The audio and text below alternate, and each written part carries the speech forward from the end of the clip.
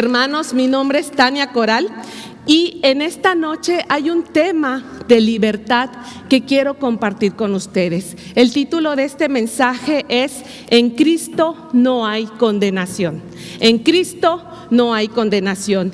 Y a lo largo de la semana pasada y del domingo estuvimos viendo mensajes preciosos, hermanos. No se pierdan los mensajes de los domingos, del martes. Si hacemos un poquito de memoria, el martes pasado Gaby nos habló de la armadura de Dios, de la importancia de vestirnos con esta armadura, porque el día malo llega y nosotros, vestidos con la armadura de Dios, vamos a estar firmes contra las acechanzas del diablo. Y en resumidas cuentas, estar vestidos de la armadura de Dios es vestirse de Cristo Jesús. Y hermanos, yo creo que esta es la clave de todo en la vida cristiana. Vestirse de Cristo Jesús es tener nuestro enfoque en Cristo, estar enfocados en Cristo Jesús. Y hermanos, al estar enfocados en Cristo Jesús, estamos alineados, podemos estar con la armadura bien puesta para pelear esa batalla que todos los días estamos enfrentando y cuidar nuestras vidas, extender el reino de Dios y ganar esa victoria que necesitamos. Pero uno de los requisitos que un soldado que se enlista a un ejército debe tener es que ese soldado sea libre. Si ese soldado está en cautividad, si ese soldado está en prisiones, no puede ser efectivo en su llamado como guerrero, como luchador. Y si recuerdan, el domingo vimos dos llaves poderosas, dos armas poderosas, dos claves para ser libres. ¿Se acuerdan cuáles eran estas? El poder de la oración y el poder de la alabanza. Y vimos con el hermano David un mensaje precioso que cómo la alabanza, cómo la oración rompen cadenas, cómo la alabanza, cómo la oración abren puertas en donde Dios nos bendice primeramente a nosotros, dándonos esa libertad, pero no solo a nosotros, hermanos. Qué bendición que Dios bendice a mis familiares, a mis amigos y a todos los que están a mi alrededor. ¿No es eso una bendición? Esa es una gran bendición porque Dios nos está dando esas llaves, esos elementos, esas claves para permanecer en libertad. Y si permanecemos en libertad, entonces puedo ponerme la armadura de Dios, ir y extender su reino. Amén. Y hermanos, damos gracias a Dios porque en esta noche también nos da otra llave. Seguimos con las llaves, hermanos, y la siguiente llave, la siguiente estrategia es una estrategia en la cual en mi vida yo he encontrado mucha bendición. Y esta llave es la llave de la confesión. ¿Y por qué de la confesión? Porque, hermanos, cuando estamos prisioneros del pecado, cuando estamos prisioneros de la vergüenza, de la culpa, de la depresión, de la tristeza, no podemos brillar, no podemos reflejar a Cristo. Y todo esto nos encarcela, nos pone grilletes, nos impide hacer muchas cosas. Pero hermanos, en el momento en que viene la confesión, en el momento en el que tú y yo nos arrepentimos de nuestros pecados, confesamos nuestros pecados, toda culpa, toda vergüenza, todo pecado es desechado y viene esa libertad. Nosotros muchas veces cuando estamos en ese pecado, hermanos, vienen pensamientos de condenación, ya sea porque yo empiezo a condenarme, sintiéndome indigno. Yo no soy digno de ir a la casa de Dios. Mira cómo vivo, aunque he intentado vencer un pecado, pero no lo logro porque caigo y vuelvo. Y hermanos, a veces tenemos una mente enjuiciadora, inquisidora, que nos hace sentir indignos. ¿Y sabes qué es lo que hace ese sentimiento? Te quita el enfoque de Dios. Desde el momento en que te pones el enfoque sobre ti, sobre tu pecado, sobre tu indignidad, eso quita el enfoque de Dios. Y en el momento que tú quitas el enfoque de Dios, ya perdimos, hermanos. Allá empieza nuestro fracaso, allá empieza nuestra esclavitud, porque si no te enfocas en Dios, estás alejándote de la presencia de Dios, y apartados de Dios no vamos a prosperar. Por eso la confesión es una llave muy importante para recuperar esa libertad. Y las historias, yo quiero hablarte en esta noche de dos historias, de dos personas que están en la Biblia y que vivieron algo así. Una persona de las cuales les voy a platicar vivió con mucha culpa en su vida, un hombre, y una mujer, por otra parte, vivió mucha vergüenza. La primera persona de las cuales les voy a hablar es de un hombre que desde niño era un buen pastor. Él tenía sus ovejas y amaba sus ovejas. Era valiente porque se enfrentaba contra los animales que venían a dañar a sus ovejas. Este niño fue creciendo y de manera fortuita llegó un momento en que se enfrenta a un ejército, el ejército de los enemigos, de los cuales vino un gigante y veía que el ejército de Dios, el ejército al cual él pertenecía, nadie se animaba a enfrentar a ese gigante.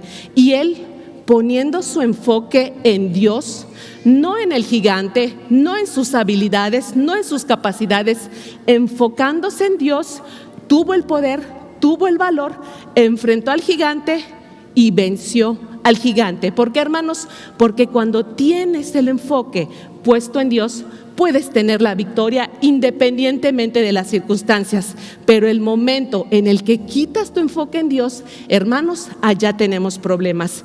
Este niño que vence al gigante empieza a crecer y era buenísimo para la guerra. Se iba a la guerra, vencía, ganaba, llegó a ser escudero del rey de Israel, hasta que un día ese niño se convierte en rey y siguió ganando las batallas. Este hombre se convirtió en un hombre muy exitoso, muy amado por su pueblo, hombre valiente, guerrero, luchador, una vida que yo creo que todos desearíamos. Y este hombre, todos lo conocemos, o la mayoría, es el rey David. Y este rey David, hubo un momento en su vida en el cual dejó de enfocarse en Dios, quitó el enfoque de su vida en Dios y puso su enfoque en una mujer casada. Este hombre, David, cae en adulterio, porque, hermanos, cuando quitamos nuestro enfoque de Dios es tan fácil caer en cualquier pecado. Peca David, cae en adulterio, resulta que la mujer se embaraza y David no sabe qué hacer y empieza a pensar cómo solucionar ese problema, porque la esposa de esa mujer estaba peleando en batalla, peleando en guerra, y ni modos que quién la embarazó, ¿no? Entonces David se ingenia, manda llamar al esposo para que duerma con su esposa y el pecado fuese oculto. El pecado, nadie se entere de ese pecado. Pasa el tiempo y este hombre no quiso dormir con su esposa, durmió cerca del palacio de David. Y David, todos los planes que él había hecho no le funcionaron, de tal manera que la última estrategia que él consideró fue escribirle a alguien de la guerra y decirles: te mando a Urías Eteo, ponlo entre los primeros que están peleando para que muera. Bueno, no lo dijo así, pero esa era la intención, de tal manera que mandan a Urías al frente de la batalla y muere. Y esta fue la situación, junto con el pecado del adulterio, junto con el asesinato de un hombre que trajo una culpa tremenda a David. Y hay un salmo, hermanos, que nos habla de todo este proceso que David pasó a través de esta situación tan triste y tan grave. Este es el Salmo 32, que nos va mostrando cada uno de los procesos, de las etapas que David fue viviendo en este salmo. Vamos a ver el Salmo 32, versos del 3 al 4. Dice: mientras me negué a confesar mi pecado, mi cuerpo se consumió y gemía todo el día. Día y noche, tu mano de disciplina pesaba sobre mí. Mi fuerza se evaporó como agua al calor de verano.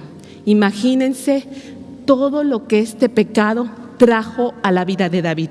Hermanos, las consecuencias del pecado tarde o temprano nos alcanzan.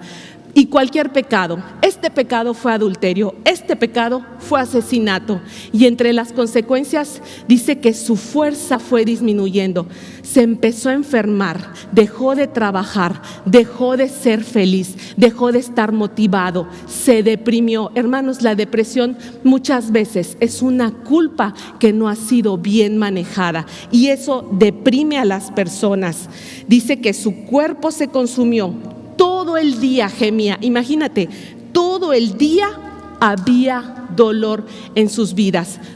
Una de las consecuencias del pecado es perder en todos los aspectos. Perdemos la salud, perdemos la economía, perdemos el amor de la gente que nos quiere, de tus hijos, de tu esposa, de tus hermanos, de tus padres. Cuando hay pecado, hermanos, le abrimos la puerta a las pérdidas, y eso fue lo que David empezó a sentir, empezó a perder y se llenó de culpas. No sé si alguna vez tú recuerdas que has pasado algo similar. ¿Cuántas veces en la vida, por algún pecado que cometimos y que al tratar de ocultarlo, más mentimos, más nos involucramos y se agravia ese pecado? Y hermanos, lo primero que viene es esa culpa. Vienen unas luchas con nuestra conciencia tan fuertes que nos vamos enfermando, que nos vamos desgastando, y uno de los sentimientos que esto ocasiona es un sentimiento de indignidad.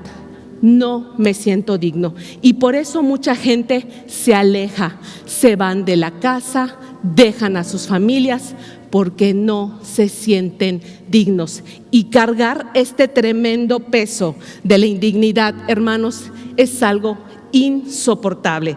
Y yo te quiero decir algo, muchas veces somos nosotros mismos los que nos ponemos esa carga de indignidad.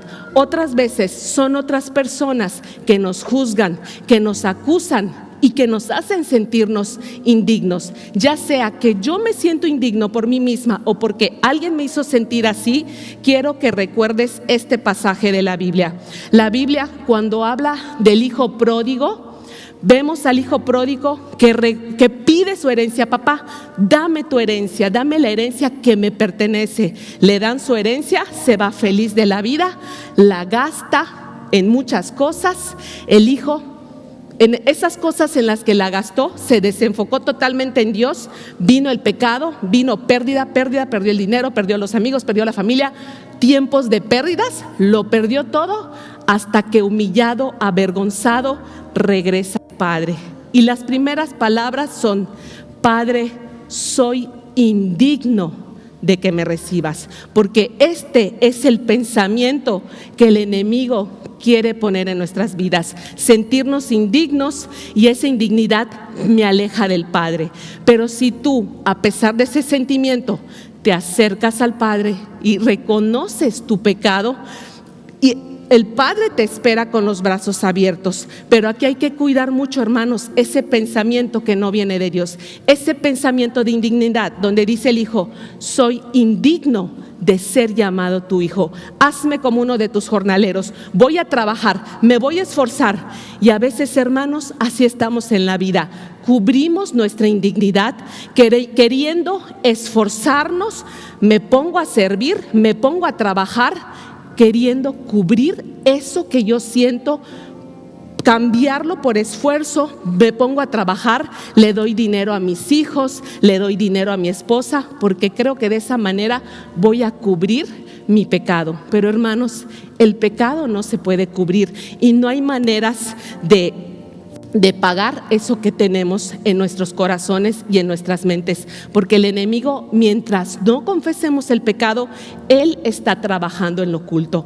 Él está haciéndonos llenarnos de esos pensamientos de culpa y nos hace sentir indignos. Pero ¿cuál es la verdad de Dios? Cuando el hijo le dice al Padre: soy indigno de llamarte Padre, y tú seas, que yo sea tu hijo, el Padre le dice: a los siervos: traigan la mejor ropa, porque este es mi hijo, porque mi hijo regresó. El Padre siempre te va a reconocer como hijo. Así que este es el momento de quitar todos pensamientos de indignidad.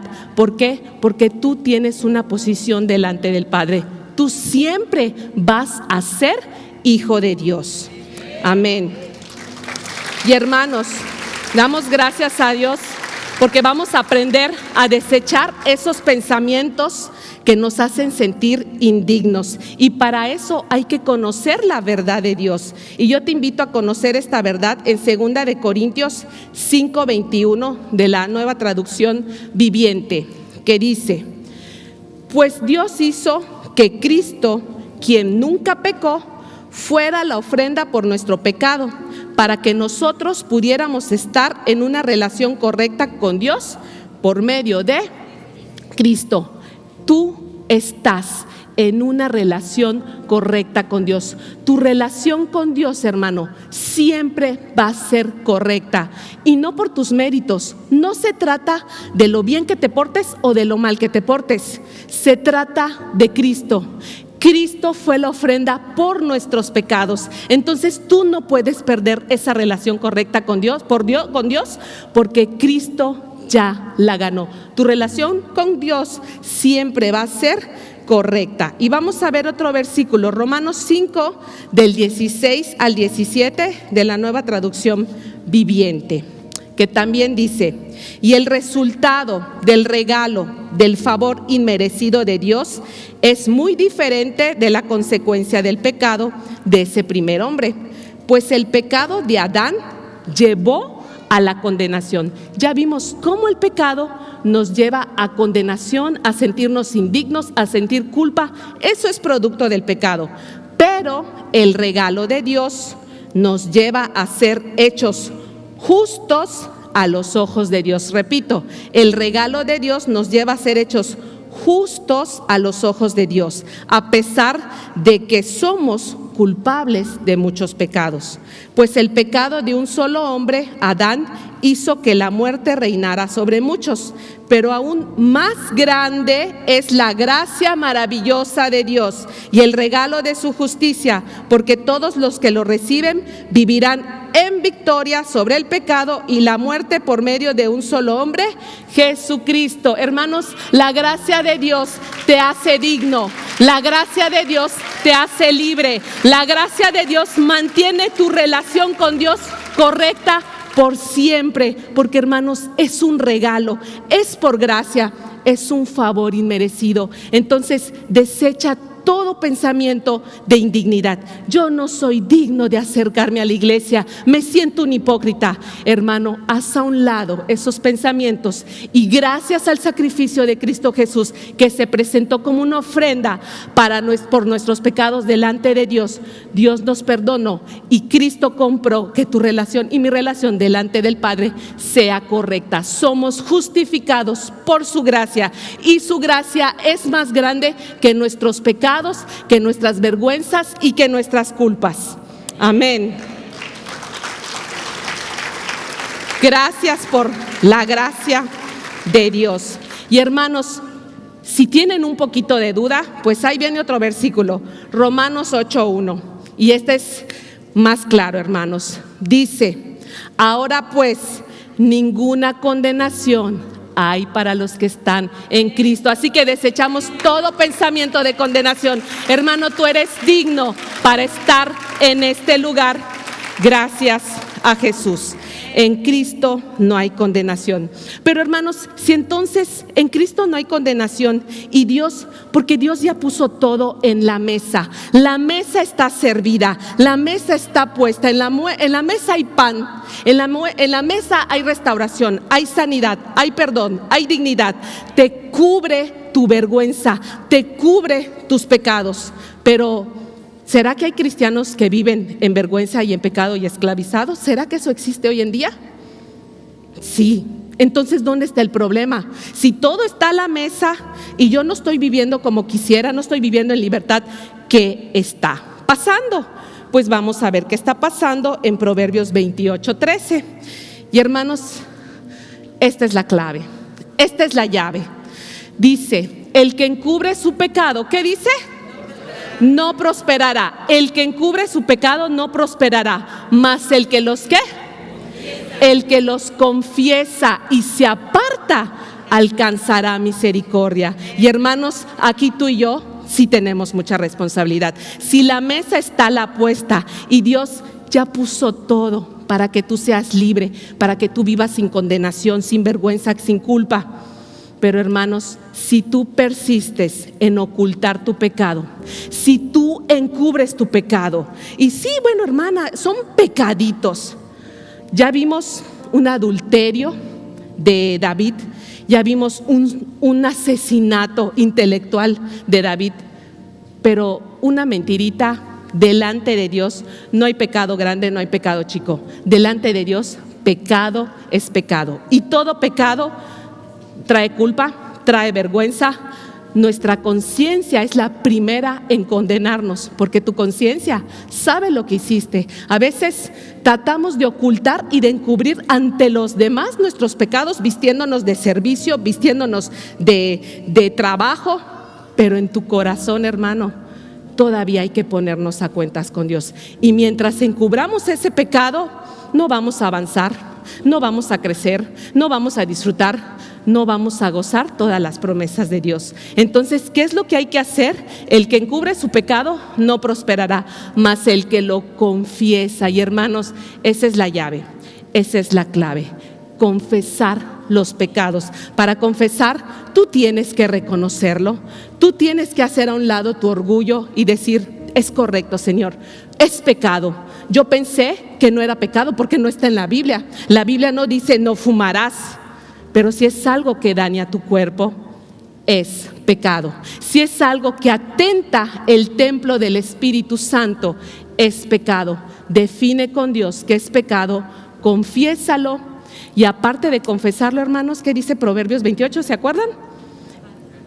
Lo confiesa y se aparta. Hermanos, ese apartarse habla de un verdadero arrepentimiento. Hay que confesar, pero eso conlleva arrepentimiento, conlleva cambio de dirección. Y cuando en nuestras vidas reconocemos nuestros pecados, los confesamos y nos apartamos, ahora sí viene una restauración total y completa a nuestras vidas. Y hermanos, hago un punto que no había comentado. Cuando nosotros encubrimos nuestro pecado, cuando nosotros ocultamos nuestro pecado, ¿cuál es el problema? El problema es que Satanás opera en la oscuridad.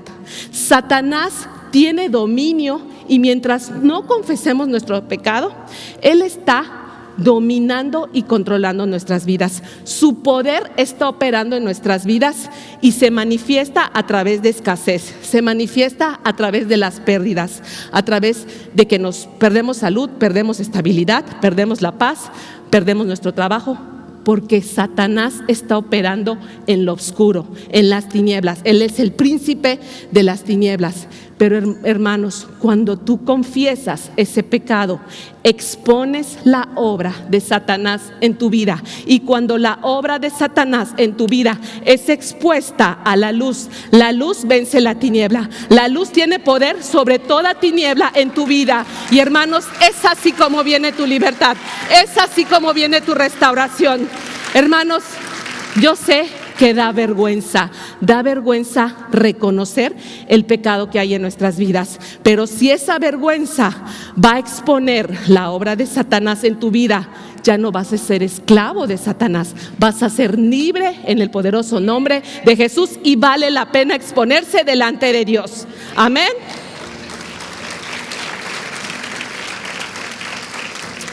Hermanos, cuando tú confiesas tu pecado, viene la restauración a tu vida y eso lo experimentó David. Vamos a ver nuevamente el Salmo 32, versículo 5, qué es lo que pudo experimentar David. Dice, finalmente te confesé todos mis pecados y ya no intenté ocultar mi culpa. Me dije, le confesaré mis rebeliones al Señor y tú me perdonaste. Esta es la misericordia, este es el amor, perdón, restauración, dignidad, te cubre tu vergüenza, la borra, la elimina. Toda mi culpa desapareció. Toda mi culpa desapareció. Hermanos, ¿cuánta gente se suicida porque no pueden cargar con el peso de la culpa? Dios en esta noche va a quitar pesos de culpa para liberar a sus hijos en el poderoso nombre de Cristo Jesús. Y hermanos, cuando toda culpa se va de nuestras vidas, ahora sí se abren las puertas del gozo, de la alegría. Salmo 32, versos 1 al 2 y 6 al 8. Dice David: oh, qué alegría para aquellos a quienes se les perdona la desobediencia, a quienes se les cubre su pecado. Sí, qué alegría para aquellos a quienes el Señor les borró la culpa de su cuenta, los que llevan una vida de total transparencia. Y hermanos, eso es lo que Dios quiere para tu vida. No vidas perfectas, hermanos, vidas perfectas no existen, pero vidas transparentes sí. Una vida transparente es reconocer tu pecado, exponerlo, confesarlo, y viene el perdón de Dios, porque Dios te conoce, Dios te ama, Dios sabe tu pecado. Sé transparente. Dice el verso 6: por lo tanto, que todos los justos oren a ti mientras aún haya tiempo, para que no se ahoguen en las desbordantes aguas del juicio, el juicio que yo hago sobre mi vida, el juicio que otros hacen sobre mí. Pues tú eres mi escondite, me proteges de las dificultades y me rodeas con canciones de victoria, con cánticos de libertad. Dios nos rodea porque Él nos hace libres de toda condenación. No hay condenación para los que estamos en Cristo Jesús. Amén.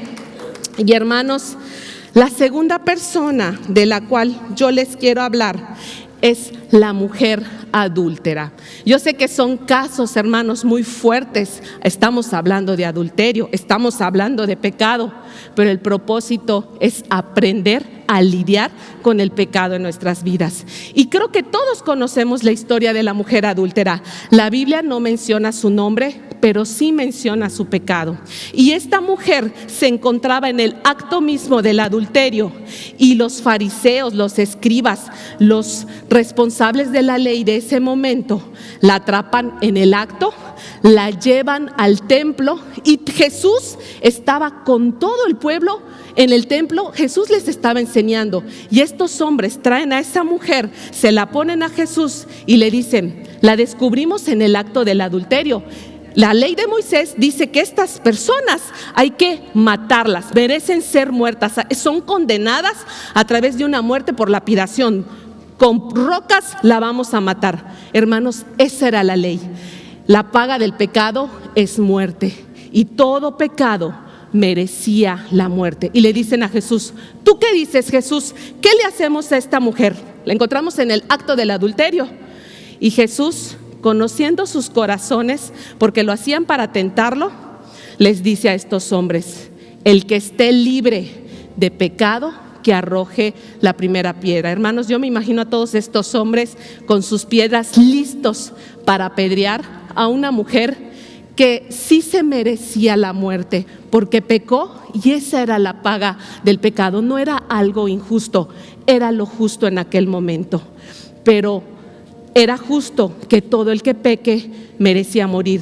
Y estas personas, cuando Jesús les dice: el que esté libre de pecado, que arroje la primera piedra, sus conciencias los acusaron. ¿Por qué? Porque la conciencia siempre nos va a recordar todos los pecados que tenemos. Y las personas más grandes de edad, que ya estaban con su roca, están más grandes, hay más pecado, sus conciencias los acusaron y fueron los primeros en irse. Pues yo también tengo pecado, mejor me voy, no me vaya a meter en problemas, no me vaya a morir. Y se fueron alejando de uno en uno hasta que la mujer se quedó sola. ¿Qué significaba eso? Que todo el pueblo tenía pecado. Y hermanos, todos tenemos pecados. Todos tenemos pecados, pero a Dios no le asusta tu pecado. Lo que le asusta a Dios es que lo ocultes, es que lo encubras. Pero si tú aprendes a confesar tu pecado, ya no hay ningún problema, porque Dios conoce nuestras vidas, hermanos. Y esta mujer se encontraba sola y, hermanos, totalmente avergonzada. Yo estoy casi segura que entre esa multitud quizá estaba su esposo, sus hijos, sus padres, sus hermanos. La vergüenza que cargaba esa mujer, a lo mejor ella misma ya deseaba la muerte, porque eso es lo que Satanás hace en nuestras vidas. Si nosotros no frenamos nuestro pecado, si nosotros no lo confesamos delante de Dios, seguimos en lo oculto, seguimos en lo escondido, y Satanás opera en lo oculto, Satanás opera en lo escondido. ¿Y sabes cuál es su propósito? Exponerte. Tarde o temprano tú te vas a exponer, o lo haces ante Dios por tu voluntad, o Satanás te expone delante de la gente que te importa, delante de la presencia de Dios, para ridiculizarnos. Y esto fue lo que Satanás hizo con esa mujer. Ella estaba ya lastimada, golpeada, la vergüenza más grande del mundo estaba sobre ella. Y Jesús le dijo: ¿dónde están los que te condenan? No hay nadie que te condene. Y le dice ella: no hay nadie. Y le dice Jesús: el único que tenía la capacidad, la facultad de condenar, de lanzar la piedra, era Jesús, porque Jesús no tenía pecado. Y él, que estaba libre de pecado, él sí podía ejecutar sentencia, él sí podía condenar y matarla. Pero Jesús le dice: ni yo te condeno, yo no te condeno, vete, vete. Hermanos, ese vete es libertad, ese vete es una oportunidad de vivir. Y hermanos, en esta noche tú tienes una oportunidad delante de Dios. No ocultes tu pecado, no lo encubras. No te pido que me lo confieses a mí, porque no soy yo quien te va a perdonar, es Dios. Delante de Dios tenemos que aprender a reconocer y a confesar nuestro pecado. Y que Jesús nos diga: vete libre, sin cargas, sin manchas. Pero también Jesús le dijo a la mujer: vete y no peques más. El que encubre su pecado no prosperará más, el que lo confiesa y se aparta. No peques más, hermanos. Si en verdad estamos arrepentidos, Dios nos va a dar el poder, a través de su gracia, de apartarnos de ese pecado que nos está dañando. Entonces, en esta hora, hermanos, este es el momento de reconocer esos pecados que nos han estado esclavizando, que nos impiden prosperar. Yo te pido, te pongas de pie. Les pido que se pongan de pie, y los que pongan en su corazón el hacer esta confesión, repitan conmigo. El Padre está aquí, y esta es la hora, hermanos, de cerrar tus ojos y decirle al Padre que reconoces ese pecado. Dios te dice: yo no te condeno, no te condeno. Hermanos, si sientes que la culpa, la vergüenza, la tristeza están cargando tu vida, llegó la hora de tu libertad. Cierra tus ojos y repite conmigo: Padre, en esta hora yo me presento ante el trono de la gracia y estoy dispuesto a confesar mi pecado. Revélame, Padre, los pecados más escondidos que hay en mi vida. Ya no quiero encubrir más mi pecado. En esta noche yo renuncio a todo poder oculto de Satanás que haya en mi vida. Hoy expongo ante tu presencia la obra del enemigo en mi vida. Yo renuncio a toda mentira. Yo renuncio a todo orgullo, a toda soberbia, a todo adulterio, a toda fornicación, a toda borrachera, a toda idolatría, a todo espíritu de condenación, a todo juicio que hice sobre mi vida y sobre la vida de otras personas. Perdóname, Dios. Perdona mi desobediencia. Hoy me presento delante de ti. Pongo mi enfoque en ti. Gracias, Jesús, porque soy tu hijo. Soy digno de ser llamado Hijo de Dios. En el poderoso nombre de Cristo Jesús. Amén. Rompe cadenas, rompe cadenas. Hay poder en el nombre de Cristo. Hay poder en el nombre de Cristo. Que rompe cadenas, rompe cadenas, rompe cadenas. Que rompe cadenas, rompe cadenas, rompe cadenas. La gracia está aquí. Cadenas, no soy esclavo más. En Cristo soy libre, no hay más condenación. Se rompen cadenas, no soy esclavo más. En Cristo soy libre, no hay más condenación.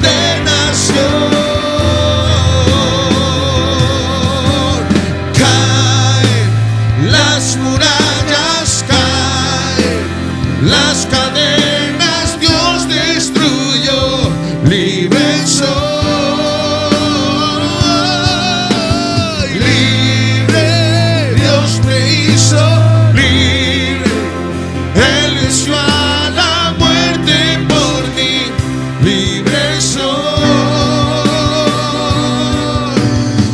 Se rompen cadenas, no soy esclavo más. En Cristo soy libre, no hay más condenación. Se rompen cadenas, no soy esclavo más. En Cristo soy libre, no hay más condenación. Hermano, créelo, eres libre. Que el enemigo no te siga poniendo pensamientos de vergüenza, de condenación, de sentirte indigno. Jesús te hace digno delante de Dios. Y en esta noche quiero hacer otro llamado.